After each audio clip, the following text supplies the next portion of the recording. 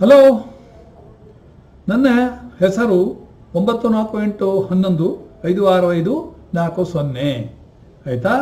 ಈಗೇನೆ 9481156540 ಈಗ ನಾಡಿಶಾಸ್ತ್ರ ಪ್ರಕಾರ 12 ಭಾವಗಳ ಬಗ್ಗೆ ನಿಮಗೆ ತಿಳಿಸಿಕ್ಕಿದ್ದೇನೆ. ನಾವು ಇಲ್ಲಿ ಗ್ರಹಗಳ ಕಾರಕತ್ವಗಳನ್ನು ವಿಶೇಷವಾಗಿ ಉಪಯೋಗಿಸ್ತೇವೆ. ಗುರುವನ್ನು ಆತ್ಮಕಾರಕನನ್ನಾಗಿ ತಿಳ್ಕೊಳ್ತೇವೆ. ಅದೇ ಗುರು ರಾಶಿಯಲ್ಲಿದ್ದರೆ ಆ ರಾಶಿ ಅಧಿಪತಿಯ ಕಾರಕತ್ವಗಳನ್ನು ತೆಗೆದುಕೊಳ್ತಾನೆ. ಮೇಷದಲ್ಲಿದ್ದರೆ ಕುಜನ ಕಾರಕತ್ವಗಳನ್ನು, ವರ್ಷದಲ್ಲಿದ್ದರೆ ಶುಕ್ರನ ಕಾರಕತ್ವಗಳನ್ನು, ಹಾಗೆ ಮಿಥುನದಲ್ಲಿದ್ದರೆ ಬುಧನ ಕಾರಕತ್ವಗಳನ್ನು ಹೀಗೆ ತೆಗೆದುಕೊಳ್ತಾ ಇರ್ತಾನೆ. ಆಯ್ತಾ. ಆಮೇಲೆ ಶುಕ್ರ ಯಾರಿಗೆ ಕಾರಕ ಅಂದರೆ ಫೈನಾನ್ಸಿಗೆ ಹಾಗೂ ಗಂಡಸಿನ ಜಾತಕವಾದರೆ ಹೆಂಡತಿಗೆ ಅಂದರೆ ಕಳತ್ರ ಕಾರಕ, ಹಾಗೂ ಆಮೇಲೆ ಸ್ತ್ರೀಗೂ ಕಾರಕ. ಅದೇ ಕುಜನು ಹೆಣ್ಣಿನ ಜಾತಕವಾಗಿದ್ದಲ್ಲಿ ಗಂಡನಿಗೆ ಕಾರಕತ್ವಗಳನ್ನು ನಿರ್ಧರಿಸುತ್ತವೆ. ಒಂದು ವೇಳೆ ಗುರು ಒಳ್ಳೆ ಅಥಾರಿಟಿಯಲ್ಲಿದ್ದ ಪಕ್ಷದಲ್ಲಿ ಅಥವಾ ಸ್ಟಬರ್ನ್ ಆಗಿದ್ದ ಪಕ್ಷದಲ್ಲಿ ಶುಕ್ರನು ಹೆಂಡತಿಯನ್ನು ನಿರೂಪಿಸಿಯೂ ಗಂಡಿನ ಜಾತಕದಲ್ಲಿ ಒಳ್ಳೆ ಚಾಟಿನಲ್ಲಿದ್ದು ಕೂಡ ಸರಿ ಇದ್ದರೂ ಕೂಡ ಆ ಗಂಡಿನ ಒಂದು ಆಟಿಟ್ಯೂಡ್ನಿಂದ ಮದುವೆ ಕಾಂಪ್ಯಾಟಿಬಿಲಿಟಿ ಹಾಳು ಮಾಡ್ತಾನೆ ಅಂತ ಹೇಳ್ತಾರೆ ಇಲ್ಲಿ. ಆಯ್ತಾ. ಈಗ 12 ರಾಶಿಗಳ ಬಗ್ಗೆ ನಾವು ತಿಳ್ಕೊಳ್ಳೋಣ. ಮೊದಲು ಮೇಷರಾಶಿ. ಮೇಷರಾಶಿಯು ತಲೆಗೆ ಸಂಬಂಧಿಸಿದಂಥ ರಾಶಿ, ಅಂದರೆ ದೇಹದ ಭಾಗ ತಲೆ. ಅಲ್ಲಿ ಅವರು ಯಾವಾಗಲೂ ತಲೆಯನ್ನು ಉಪಯೋಗಿಸ್ತಾ ಇದ್ದಾರೆ. ಅಂದರೆ ಅವರು ಒಂದು ರೀತಿಯಲ್ಲಿ ನಮ್ಮ ಪರಾಶರದಲ್ಲಿ ಕೂಡ ಒಂದು ಹೆಡ್ ಆಫ್ ದಿ ಇನ್ಸ್ಟಿಟ್ಯೂಟ್ ಆಗಿ ಕೆಲಸ ಮಾಡ್ತಾ ಇರ್ತಾರೆ, ಒಂದು ಗ್ರೂಪ್ ಲೀಡರ್. ಆಯಿತಾ.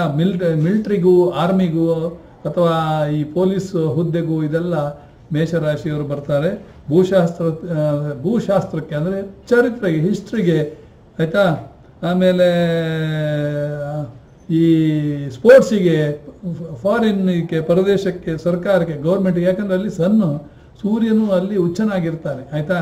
ಇದಕ್ಕೆಲ್ಲ ಕಾರಕ. ಇದರ ದಿಕ್ಕು ಯಾವುದು ಅಂದರೆ ಮೊದಲಿಗೆ ನಮ್ಮ ಮೀನರಾಶಿ ಉತ್ತರ ದಿಕ್ಕಾದರೆ ಇದು ಪೂರ್ವ ದಿಕ್ಕನ್ನು ತೋರಿಸ್ತದೆ.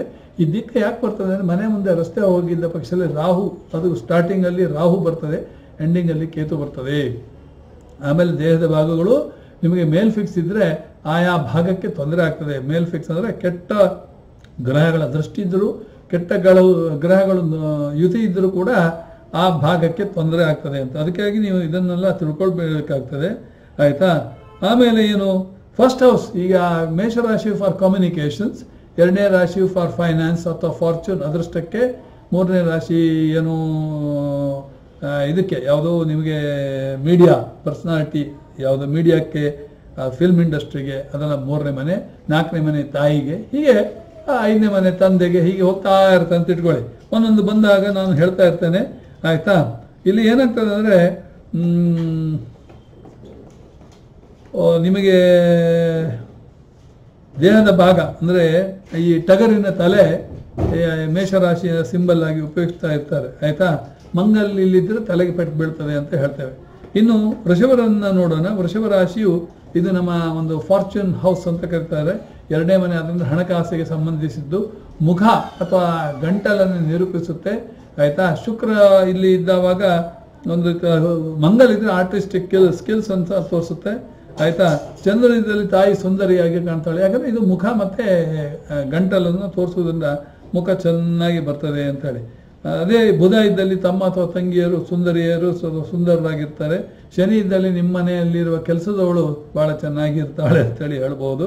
ಆಯಿತು. ಬುಧ ಇದ್ದಲ್ಲಿ ವಿಜ್ಞಾನದ ಬಗ್ಗೆ ಅಂದರೆ ಅವನ ಒಂದು ವಿದ್ಯೆಯಲ್ಲಿ ಅವನು ಬುಧನನ್ನು ನಾವು ನಿರೂಪಿಸ್ತೇವೆ ಇಲ್ಲಿ ನಾಡಿಶಾಸ್ತ್ರದಲ್ಲಿ. ಆಯಿತಾ. ಈ ದಿಕ್ಕನ್ನು ಯಾಕೆ ನಾವು ಸೂಚಿಸ್ತೇವೆ ಅಂದರೆ ನಿಮಗೆ ಗಂಡು ಅಥವಾ ಹೆಣ್ಣು ಯಾವ ದಿಕ್ಕಿನಿಂದ ಬರ್ತಾರೆ ಅನ್ನೋದು ತೋರಿಸ್ತದೆ.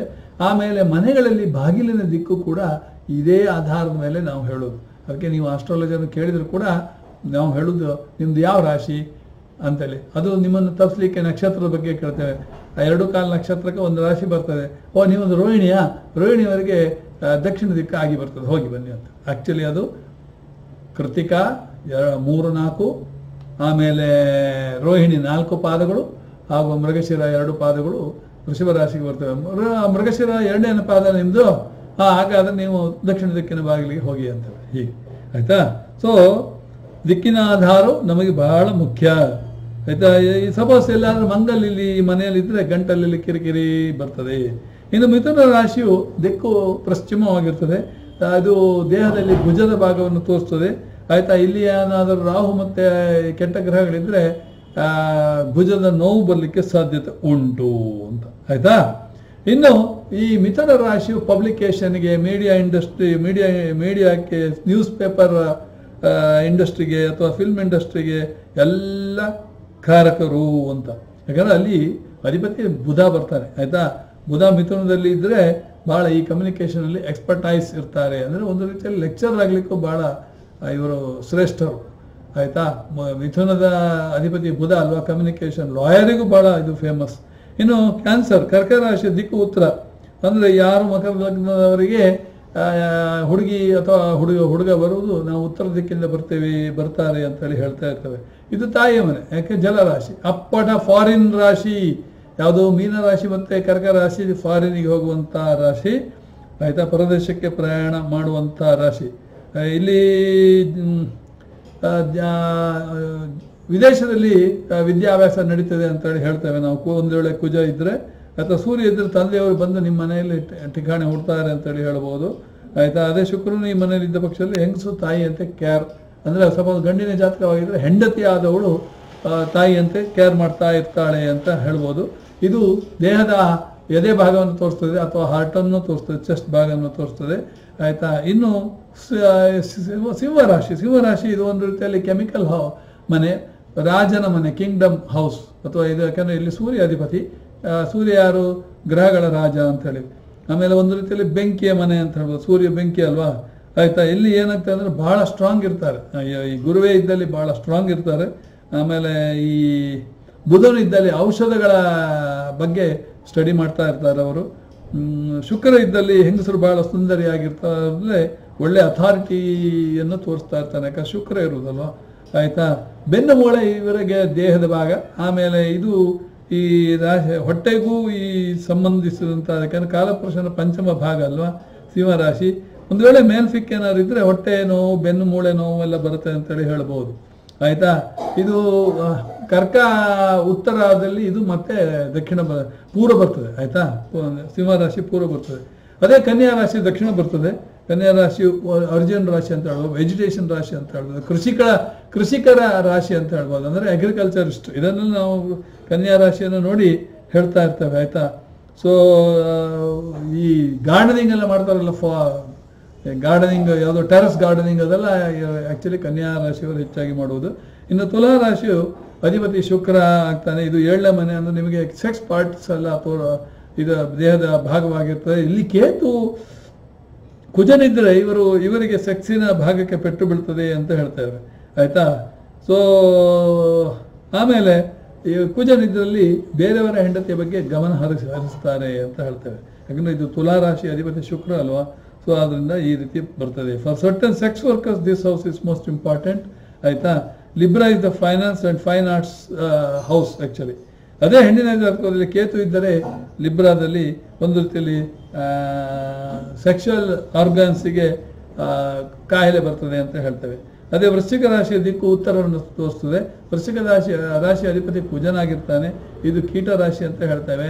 ಇದು ಕೊಚ್ಚೆ ನೀರಿನ ರಾಶಿ ಅಂತ ಹೇಳ್ತೇವೆ. ಆಯ್ತಾ. ಒಂದು ವೇಳೆ ಬೃಹಸ್ಪತಿ ಇದ್ದರೆ ಅವರುಗಳು ಮೆಷಿನರಿಯಲ್ಲಿ ಕೆಲಸ ಮಾಡ್ತಾ ಇರ್ತಾರೆ ಅಂತೇಳಿ ಹೇಳ್ಬೋದು. ಯಾಕಂದ್ರೆ ಇಲ್ಲಿ ರಾಶಿ ನೇವಿ ಮತ್ತೆ ಆರ್ಮಿಯನ್ನ ರೆಪ್ರೆಸೆಂಟ್ ಮಾಡ್ತದೆ. ಇದು ಮತ್ತೆ ಗಂಡಸಿನ ಟೆಸ್ಟಿಕಲ್ ಯೂಟರಸ್ ಅನ್ನು ತೋರಿಸ್ತದೆ ಅಂತ ಹೇಳ್ತೇವೆ. ಧನು ರಾಶಿ ಅದು ಬ್ಯಾಂಕಿಂಗ್ ರಾಶಿ ಅಂತ ಹೇಳ್ತೇವೆ. ಆಕ್ಚುಲಿ ಧನು ರಾಶಿ ಅಧಿಪತಿ ಗುರು. ಮತ್ತೆ ಇದು ಫಾರೆಸ್ಟ್ ಅನ್ನು ತೋರಿಸುತ್ತೆ. ಇದು ಪಟ್ಟಣವಲ್ಲ ಅಂತೇಳಿ ಹೇಳ್ತೇನೆ. ಆಯ್ತಾ. ಈ ಮನೆಯಲ್ಲಿ ಗುರು ಇದ್ದರೆ ಸೆಲ್ಫ್ ಮೇಡ್ ಪರ್ಸನ್ ಅಂತೇಳಿ ಹೇಳ್ತೇವೆ. ಯಾರೇ ಇರಲಿ, ಅವರು ಕುಜ ಇರಲಿ, ಶುಕ್ರ ಇರಲಿ, ಯಾರೇ ಇರಲಿ, ಅವರೆಲ್ಲ ಸೆಲ್ಫ್ ಮೇಡ್. ಅಂದ್ರೆ ಅವರಷ್ಟಿಗೆ ಅವರು ದೊಡ್ಡವರಾಗ್ತಾರೆ ಅಂತ ಹೇಳಿ ತಮ್ಮನ್ನ ತಾವು ಇದು ಮಾಡಿಬಿಡ್ತಾರೆ. ಕುಜನ ಮನೆಯಲ್ಲಿದ್ದ ಪಕ್ಷದಲ್ಲಿ ಅವರಿಗೆ ಸ್ಕಿಲ್ಸ್ ಆರ್ ನಾಟ್ ಆರ್ಗನೈಸ್ಡ್ ಅಂತ ಹೇಳಿ ಹೇಳ್ತೇವೆ. ಆಯ್ತಾ. ಇದು ದೇಹದ ಯಾವುದು ತೊಡೆಗಳು ದೇಹದ ಅಂಗವಾಗಿರ್ತದೆ. ಆಮೇಲೆ ದಿಕ್ಕು ಪೂರ್ವ ದಿಕ್ಕು, ಅಂದ್ರೆ ಮಿಥುನದವರಿಗೆ ಪೂರ್ವ ದಿಕ್ಕಿನಿಂದ ಹೆಣ್ಣು ಬರ್ತದೆ ಅಂತ ಹೇಳ್ಬೋದು. ಆಯ್ತಾ. ಅದೇ ಮಕರ ರಾಶಿಯವರು ಪಟ್ಟಣದಲ್ಲಿ ವಾಸಿಸುವಂತಹ ಜನ. ಆಮೇಲೆ ಇಲ್ಲಿ ಗುರು ಇದ್ದಲ್ಲಿ ಒಂದು ಸಣ್ಣ ನಕ್ಷತ್ರಕ್ಕೆ ಅವಳು ಮುಖ್ಯಸ್ಥನಾಗಿರ್ತಾನೆ. ನೋಡಿ, ಇದು ನಮ್ಮ ವೇದಿಕ ಆಸ್ಟ್ರಾಲಜಿಯಲ್ಲಿ ಏನು ಹೇಳ್ತೇವೆ, ಅದು ನೀಚ, ಗುರು ನೀಚ, ಜ್ಞಾನ ಇಲ್ಲ ನಿಮಗೆ, ಬುದ್ಧಿ ಇಲ್ಲ, ಆಮೇಲೆ ನಿಮಗೆ ಮರ್ಯಾದೆ ಇಲ್ಲ, ಹಾಗೆ ಹೀಗೆ ಅಂಥೇಳಿ ಗುರು ನೀಚವಾದಕ್ಕೆ ಗುರು ಮೇಲಕ್ಕೆ ಎತ್ತಬೇಕು ಅಂತೇಳಿ ಹೇಳ್ತೇವೆ. ಇಲ್ಲಿ ಹಾಗಲ್ಲ. ನಾಡಿಶಾಸ್ತ್ರದಲ್ಲಿ ಈ ಗುರುವಿಗೆ ಬಹಳ ಪ್ರಾಮುಖ್ಯತೆ ಉಂಟು. ಇಲ್ಲಿ ನೀಚ ಗೀಚ ಅಂತ ಹೇಳೋದಿಲ್ಲ, ಅವರೊಂದು ಲೀಡರ್ ಆಗ್ತಾರೆ ಅಂತೇಳಿ ಹೇಳ್ತೇವೆ, ಆಯ್ತಾ. ಆಮೇಲೆ ಸ್ತ್ರೀ ಜಾತಕದಲ್ಲಿ ಆಗಿದ್ದರೆ ಬಹಳ ಗಂಡನು ಮುಖ್ಯಸ್ಥನಾಗ್ತಾನೆ. ಯಾಕಂದರೆ ಇಲ್ಲಿ ಕುಜ ಬಹಳ ಇಂಪಾರ್ಟೆಂಟ್ ಪರ್ಸನ್, ಯಾಕಂದರೆ ಇಲ್ಲಿ ನಮ್ಮಲ್ಲಿ ಕುಜ ಉಚ್ಚ ಅಂತ ಹೇಳ್ತೇವೆ, ಆಯ್ತಾ. ಸೊ ಒಂದು ಸಣ್ಣ ಗಂಡನಾದವನು ಸಣ್ಣ ಕ್ಷೇತ್ರಕ್ಕೆ, ಹೆಣ್ಣಿನ ಜಾತಕದಲ್ಲಿ ಗಂಡನಾದವನು ಸಣ್ಣ ಕ್ಷೇತ್ರಕ್ಕೆ ಲೀಡರ್ ಆಗ್ತಾನೆ ಅಂತೇಳಿ ಹೇಳ್ತೇವೆ, ಆಯ್ತಾ. ಅದೇ ಕೇತು ಇದ್ದ ಪಕ್ಷದಲ್ಲಿ ನಿಮ್ಮ ಕಾಲಿಯ ಇದು ಯಾವುದೋ ಈ ಜಾಯಿಂಟ್ ಹೇಳ್ತೇವಲ್ಲ, ಅದನ್ನು ತೋರಿಸ್ತದೆ. ಕೇತು ಇದ್ದ ಪಕ್ಷದಲ್ಲಿ ಸಣ್ಣ ರಾಡನ್ನು ಇನ್ಸರ್ಟ್ ಮಾಡಿರ್ತಾರೆ ಅಂತೇಳಿ ಹೇಳ್ತಾರೆ. ಆದರೆ ಎಲ್ಲರಿಗೂ ಇದು ಅನ್ವಯ ಆಗುವುದಿಲ್ಲ. ನಿಮಗೆ ಕೆಟ್ಟ ಗ್ರಹಗಳ ದೃಷ್ಟಿ ಮತ್ತು ಯುತಿ ಇದ್ದಲ್ಲಿ ಮಾತ್ರ ಆಗ್ತದೆ. ಇನ್ನು ಕುಂಭ ರಾಶಿ ಏನು ಅಂದರೆ ಅದು ಒಂದು ಸೈಕ್ಯಾಟ್ರಿಸ್ಟ್ ರಾಶಿ. ಕುಂಭ ರಾಶಿಯವರು ಒಂದು ರೀತಿಯಲ್ಲಿ ನಮ್ಮಲ್ಲಿ ಫಿಲಾಸಫರ್ ರಾಶಿ ಅಂತೇಳಿ ಹೇಳ್ತೇವೆ ವೇದಿಕ ಆಸ್ಟ್ರಾಲಜಿಯಲ್ಲಿ. ಅವರೆಲ್ಲ ಗೌರ್ಮೆಂಟ್ ಸೆಕ್ರೆಟರಿ ಆಗೋದೆಲ್ಲ, IAS ಎಲ್ಲ ಆಫೀಸರ್ಸ್ ಎಲ್ಲ ಅವರೇ ಕುಂಭರಾಶಿಯವರೇ. ಕುಂಭರಾಶಿಯವರು ಭಾಳ ಹೆಲ್ಪಿಂಗ್ ನೇಚರ್ ಇರ್ತದೆ ಅಂತೇಳಿ. ಅದು ಅಫ್ಕೋರ್ಸ್ ನಮ್ಮ ಪರಾಶರ ವೇದಿಕ ಆಸ್ಟ್ರಾಲಜಿಗೂ ಇದಕ್ಕೂ ಏನು ಹೆಚ್ಚು ವ್ಯತ್ಯಾಸ ಇರುವುದಿಲ್ಲ. ಈ ಕಾರಕತ್ವಗಳಲ್ಲಿ ಏನು ಹೆಚ್ಚು ಇರುವುದಿಲ್ಲ. ಅದು ಬುಧನು ಇದ್ದಲ್ಲಿ ಅವನು ಸೈಕಾಲಜಿಕಲ್ ಪರ್ಸನ್ ಆಗಿರ್ತಾನೆ, ಆಯಿತಾ. ಶುಕ್ರನ ಇದ್ದಲ್ಲಿ ಹೆಂಡತಿಯು ಸೈಕಾಲಜಿಕಲ್ ಸ್ಟಡಿ ಮಾಡ್ತಿರ್ತಾಳೆ, ಸೈಕಾಲಜಿಕಲ್ ಡಾಕ್ಟರ್ ಆಗಿರ್ತಾಳೆ ಅಂತೇಳಿ ಹೇಳ್ಬೋದು. Calf muscle will be part of the body ಅಂತ ಹೇಳ್ತೇವೆ, ಆಯಿತು. ಇದರ ದಿಕ್ಕು ಪಶ್ಚಿಮ ಅಂತೇಳಿ, ಯಾಕಂದರೆ ಅಲ್ಲಿ ಮಕರದ ದಿಕ್ಕು ಏನು ದಕ್ಷಿಣ ಬರ್ತದೆ, ಆಯಿತಾ. ಇದು ಪಶ್ಚಿಮ ಆಗ್ತದೆ. ಇನ್ನು ಕೊನೆಯದು ಮೀನರಾಶಿ. ಮೀನರಾಶಿಯ ಕೊನೆಯ ಮೋಕ್ಷದ ರಾಶಿ. ಇದು ಬಹಳ ಪವಿತ್ರ ರಾಶಿ, ಆಯಿತಾ. ಇಲ್ಲಿ liberation will be taking place. ಈಗ ಒಂದು ಮೊಬೈಲ್ ಬರ್ತಾ ಇರೋದ್ರಿಂದ ನಾನು ಇಲ್ಲಿಗೆ ನಿಲ್ಲಿಸ್ತೇನೆ. ನಮಸ್ಕಾರ.